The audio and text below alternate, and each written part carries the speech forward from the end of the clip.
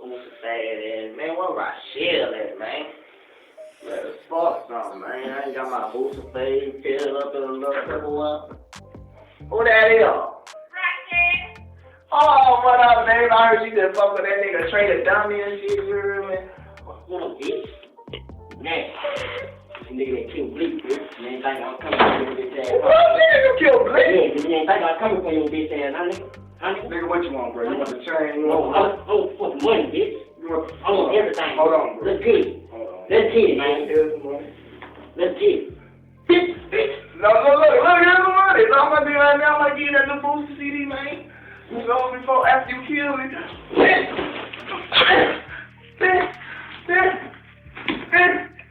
Oh, let me get the new motherfucker.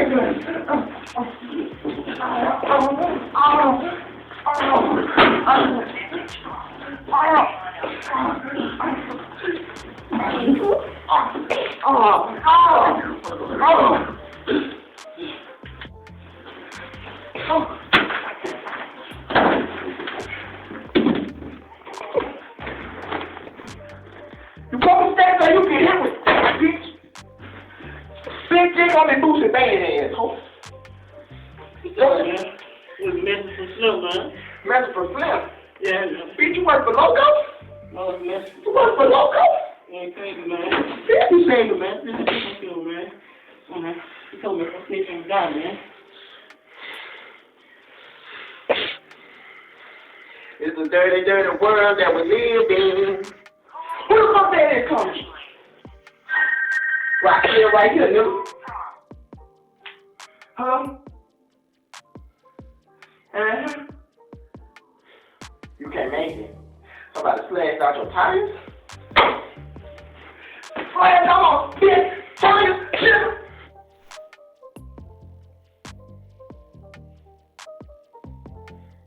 And I'm my brother's keeper, yes I am.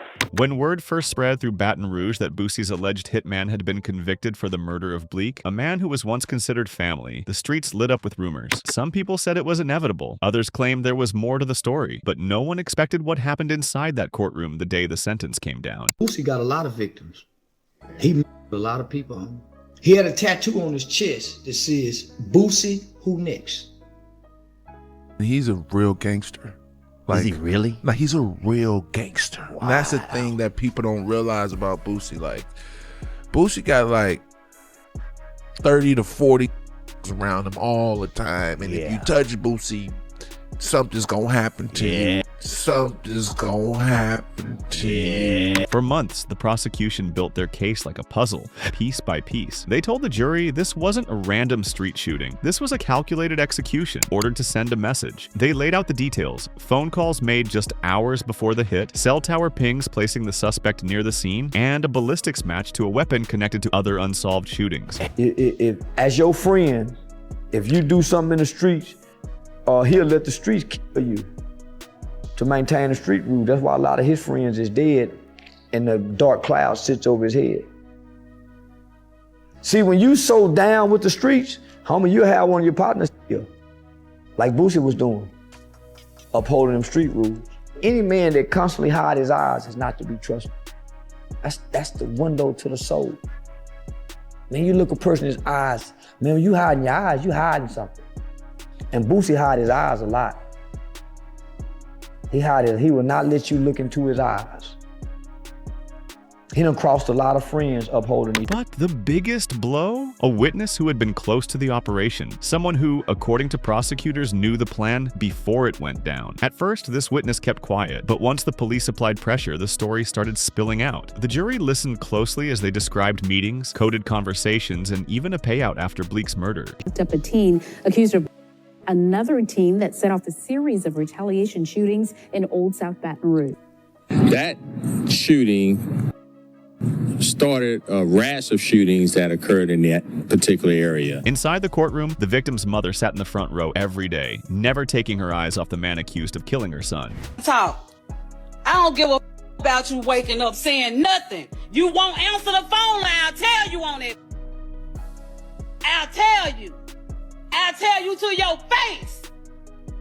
You don't scare me. You don't scare me. I push you out there, then gonna upload them. She clutched a folded photo of Bleak, the edges worn from being held so many times. The defense fought hard, telling a different story. They painted the hitman as a product of his environment, raised in poverty, surrounded by violence, and forced to make impossible choices to survive. They argued that there wasn't enough hard evidence to prove he pulled the trigger. You know, but as for the Boosie incident, the so-called beef with me and Lil Boosie, I ain't got no beef with Boosie because I talked to him. I talked to him maybe 4.5 months ago at the airport. I flew in from Mexico. I got a call that he was getting off the airplane. He was on his way to Baton Rouge because I knew somebody on the plane. I said, damn, this is the perfect time I can go catch him while he by himself. Right. Where ain't no entourage, it's just me and you, you know. Now, he wasn't acting like no nothing. You know, he stood up like a man. He talked to me. He told me that he ain't never crossed me. He ain't had nothing against me. He told me to look up to me in the streets. And I told him, well, my feelings were hurt because nigga told me yank my sign down, which was petty, but it was big to me because I feel like we know each other and I just talked to you, and for you to do that, it's like you shitting on my dreams, bro, you know? So, told me didn't do it. I told him, well, shit, ain't no beef, you know, just like I say, when I say things about people on songs, people gonna blow it up because they think it's gonna be, you know, but just don't know I'm entertaining my listeners, and I talk about anybody, you know? I could be with my boy, A1, he make me mad, I might jot a little line about his ass, you might see us later on. Right. So, make a long story short, people done caught on to it, ain't nobody really tripping. Personal. No, it ain't nothing personal, you know, like I said, I told him, I said, man, I'd be less than a man to do you something behind something he said and she said when I can just come approach you, because we know each other. You know, I know you and you know me. He even admits it was all a marketing campaign. I had did it because I had wanted to. I always think about marketing. You know what I'm saying? I thought it'd be an easy way to catch people's ear, and it worked. It did. You know what I'm saying? I did it. I took Boosie's album cover, took him off, put me on it, and I did it. But once you listen to the album, I had no diss. It wasn't a diss record. It just was something I wanted to just be different, be exclusive, you know? A lot of people took it the wrong way. A lot of people understood what I was doing, and they commended me for it, and the music spoke for itself. They told the jury, if you're not 100% sure, you can't take a man's life. But in end, the jury didn't see doubt. They saw a cold-blooded killing. When the verdict came back guilty on capital murder, the room felt heavier. The next phase was sentencing, and prosecutors made it clear they were going for the maximum, death. Again, the Sheriff's Department says local rapper Torrance Hatch, better known as Lil Boosie, was arrested today on aggravated second-degree battery charges from a fight they say happened at his house on April the 12th. Sheriff's officials say when Boosie and a few others showed up at the house, there was some sort of a confrontation about a man stealing one of Boosie's necklaces. We're told that's when a fight broke out. Fists and possibly even a vase were used in the fight. One man was taken to the hospital with non-threatening injuries. Courthouse in Baton Rouge, where the jury has returned a not guilty verdict in the murder trial of Torrance Hatch, Lil Boosie. A jury of 9 women and 3 men took about an hour to come to this decision, not guilty for Boosie. He is already serving time right now in Angola on drug charges, an 8-year sentence there. But you're looking at pictures outside District Court in downtown Baton Rouge.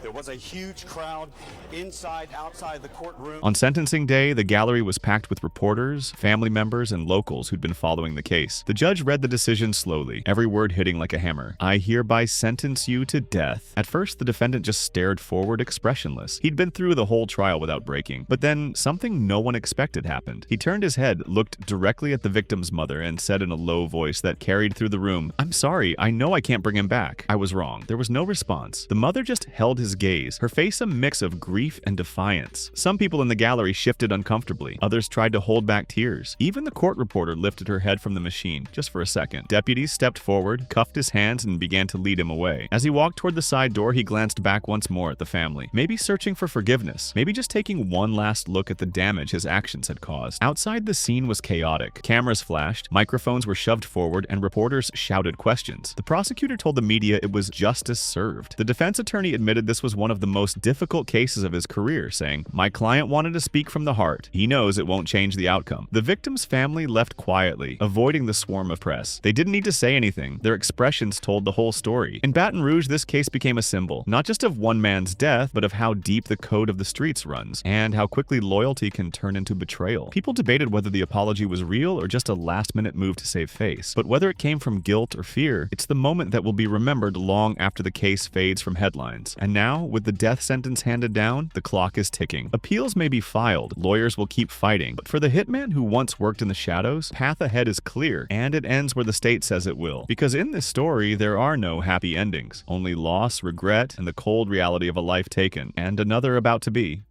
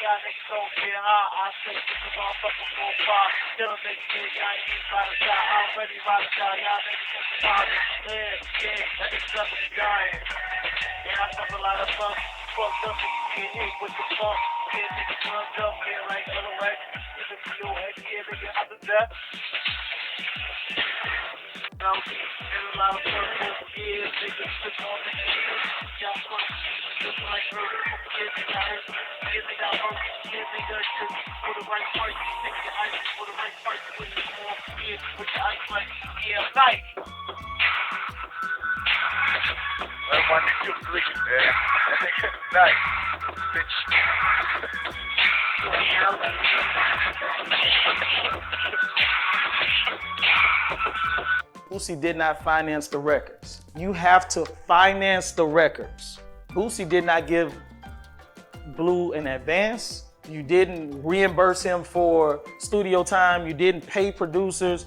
You didn't pay for no studio time. You didn't fly him out. The only thing that Boosie has said that he did for Blue is holler at Vlad to get him on Vlad. Let him wear a chain. Say cheese. Y'all need to ask these questions. Why you and Blue couldn't call Boosie and tell him about the deal? Why did it have to be behind his back? Why did you have to forge his signature? If he knew nothing about the deal, why did you put his signature on the paper? Why are you always being accused of stealing from your brother? He agreed to restructure Blue's deal to make it non-exclusive. Me, Boosie, and Blue sat down. Who advised you to sign that contract?